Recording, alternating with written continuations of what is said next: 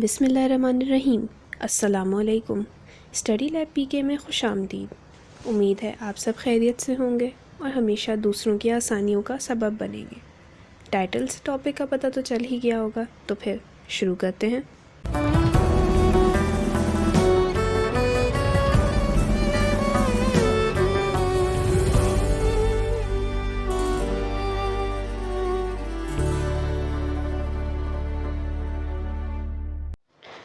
آج کا ٹاپک اس لحاظ سے انٹرسٹنگ ہے کہ اس کا استعمال آپ نے کرائم بیسڈ موویز میں ضرور دیکھا ہوگا، یعنی کہ پرزنرز ڈیلیما۔ اب پرزنرز ڈیلیما ہے کیا؟ جیسے جیسے آپ پڑھتے جائیں گے آپ ریلیٹ کرتے جائیں گے۔ جب کبھی کسی جرم کا ثبوت نہ ہو لیکن شک موجود ہو کہ جو ملزمان گرفتار ہوئے ہیں وہی اصل مجرم ہے، تو کیس سالو کرنے کے لیے بعض اوقات ایسے حالات دانستہ طور پہ یعنی جانتے بوجھتے پیدا کیے جاتے ہیں جن کی وجہ سے زیر حراست افراد خود کو بچانے کے لیے کوئی غلطی کر بیٹھیں اور اعتراف جرم کر جائیں تاکہ عدالت میں ثابت کرنے کے لیے مواد مل جائے۔ اب چونکہ جرم کی دنیا میں پھنسنے کا خطرہ ہر وقت موجود رہتا ہے، لہٰذا اس بات کا حد درجہ امکان ہوتا ہے کہ وہ اپنے ساتھی پر بھروسہ نہ کر سکیں اور ٹریپ ہو جائیں۔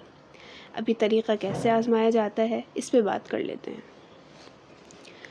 دو قیدیوں کو علیحدہ کمروں میں رکھا جاتا ہے جہاں اس بات کا دھیان رکھا جاتا ہے کہ وہ آپس میں بالکل رابطے میں نہ ہوں۔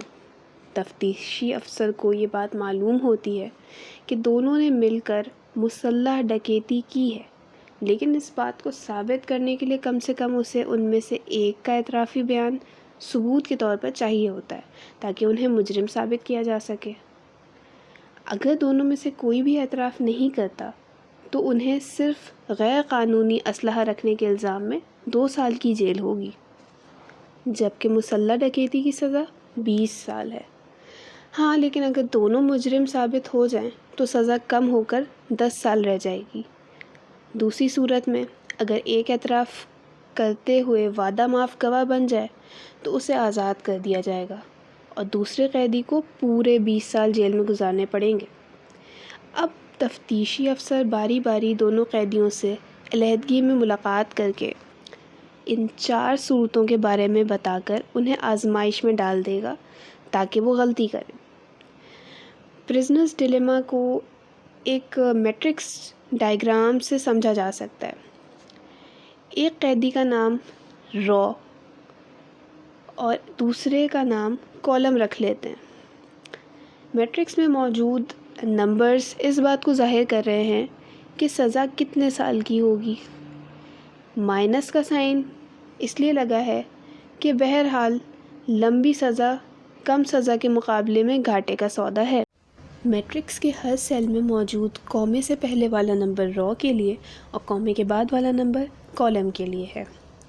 اب اگر ہم اس ڈائیگرام کو غور سے دیکھیں اور سمجھنے کی کوشش کریں تو را نہیں جانتا کہ کالم کیا کرے گا، لیکن را یہ جانتا ہے کہ اگر کالم اعتراف نہ کرے اور را خود بھی انکار کر دے تو اسے 2 سال قید کی سزا ہوگی، مگر اگر کالم اقرار کر لیتا ہے جبکہ را نے انکار کیا ہوا ہو تو کالم رہا ہو جائے گا اور را کو 20 سال قید کی سزا ہو جائے گی۔ لیکن اگر دونوں اعتراف جرم کر لیں تو دونوں کو 10 سال قید ہوگی۔ اب چاہے کالم کچھ بھی کرے، را کے پاس بہترین آپشن یہ ہے کہ وہ اقرار کر لے۔ بالکل یہی صورتحال کالم کے لیے بھی بنے گی، اس لیے زیادہ تر قیدی اعتراف کر لیتے ہیں، یہ جانتے ہوئے بھی کہ دونوں کے لیے سب سے بہتر یہی ہے کہ وہ انکار جرم کر دیں۔ لیکن جرم کی دنیا کا مسئلہ یہ ہے کہ وہ چاہ کر بھی بغیر رابطہ کیے دوسرے پر بھروسہ نہیں کر پاتے ہیں اور ٹریپ ہو جاتے ہیں۔ پرزنرز ڈیلیما ہمیشہ 2 ملزمان پہ نہیں بلکہ 2 سے زیادہ ملزمان کے اوپر بھی لاگو ہو سکتا ہے۔ اب یہاں کہانی میں ایک ٹویسٹ آتا ہے، کیا بتاتی ہوں۔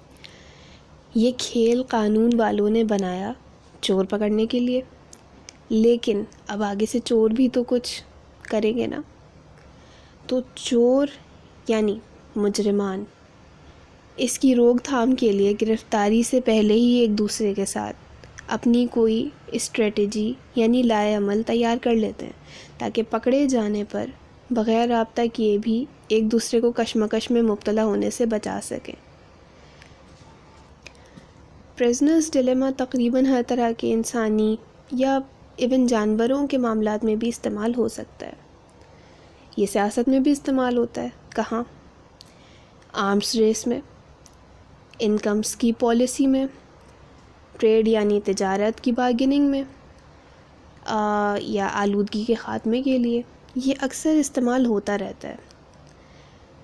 لیکن اس کا ایک ڈرا بیک یہ ہے کہ مسلسل استعمال اس کو غیر مؤثر بنا رہا ہے، کیونکہ کسی کو اگر بار بار ڈرایا جائے تو بالآخر ایک وقت ایسا آتا ہے کہ وہ بے خوف ہو جاتا ہے. پرزنرز ڈیلیما سارا خوف کا کھیل ہے. ڈیلیما اٹ سیلف خوف کو کہتے ہیں.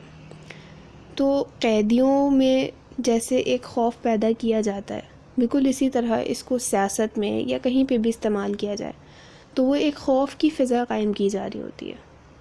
لیکن آپ اگر ایک خوف کی فضا بھی ایک ہی طرح سے بار بار قائم کرتے رہیں گے، ایک ٹائم آئے گا سامنے والے کا خوف ختم ہو جاتا ہے. تو یہ اس کا ڈرا بیک ہے کہ جب سامنے والے کا خوف ختم ہو جائے گا تو یہ غیر مؤثر ہو جائے گی. اچھا جی، تو پرزنرز ڈیلیما کو ٹیسٹ کرنے کے لیے، چیک کرنے کے لیے کچھ تجربات کیے گئے، کچھ مشاہدات کیے گئے. بتانے سے پہلے معذرت کر لوں، بٹ یہ لیب کے ریزلٹس ہیں کہ دوسرے سبجیکٹس کے اسٹوڈنٹس کے مقابلے میں اکنامکس کے جو اسٹوڈنٹس تھے ان کی اپروچ کنٹینیوسلی یعنی تسلسل کے ساتھ سیلفش تھی، تھوڑی ریشنل تھی، یا کہہ لیں کہ اپنے فائدے کے حصول کے لیے، ذاتی فائدے کے لیے زیادہ تھی. اس کی وجہ یہ کہ کوئی بھی جو بھی آپ جس سبجیکٹ سے تعلق رکھتے ہیں، جو بھی ڈسپلن آپ نے پڑھا ہوا ہے، اس کا آپ پہ اثر ہوتا ہے. جیسے کہ ایک شیف آپ کو کبھی بھی مثال دے گا تو وہ کھانے کی دے گا. ایک کرکٹر آپ کو جب بھی مثال دے گا وہ کرکٹ سے دے گا.